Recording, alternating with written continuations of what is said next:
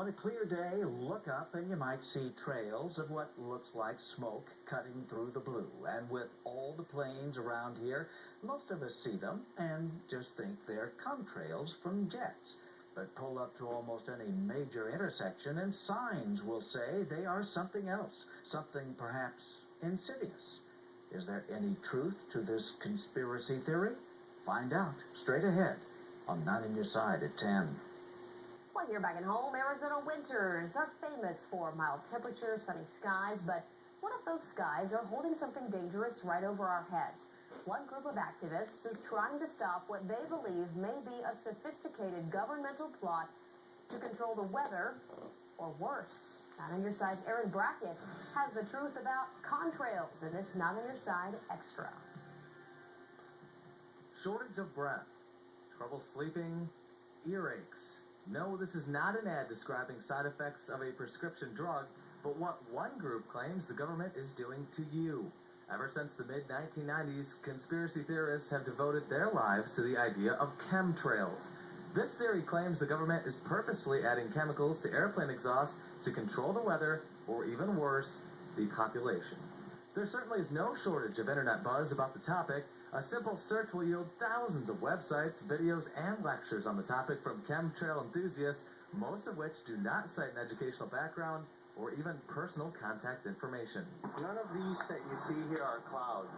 None of them at all. They're not clouds. All of these are just spray chemicals, which I'm probably breathing right now. I showed this video to John Brost of the National Weather Service to get his reaction. Okay, now what's happening in this particular case is you have jet engines or jets flying across the sky at a very high altitude.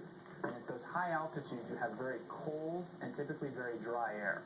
And when this jet engine, which is hot, it's producing very hot, moist air and water vapor into this cold, dry atmosphere, it condenses and produces a cloud. Ken Adachi of the EducateYourself.org group places signs like this in many cities.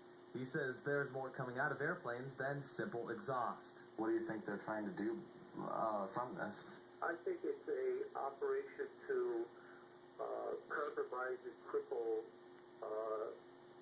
one's immune system, to make one more susceptible to disease conditions. I think there's a population reduction, genocide agenda at play here. In search of answers, I took these concerns straight to the government. Although representatives from Davis-Monthan declined an interview, they did release a statement to 9 on Your Side, stating, when flying above 30,000 feet, it's common for aircraft exhaust to mix with the air and produce water vapor. I sat down with Professor Eric Betterton, who gets numerous phone calls and emails about so-called chemtrails. He tells me that they're only condensation from aircraft engines and that they're only visible in the right conditions. We actually go out and create them, we can study them, we actually have equations that will allow us to predict their formation. We know when they'll form.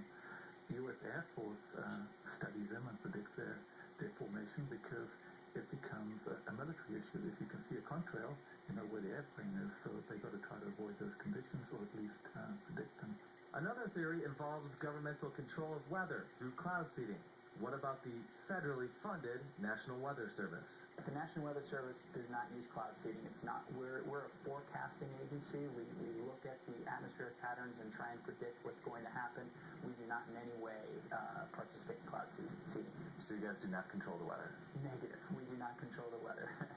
As for all the evidence and research on conspiracy websites, The government conspiracy of private entities, someone is spraying something in the air. Is that any real evidence? Absolutely no evidence whatsoever.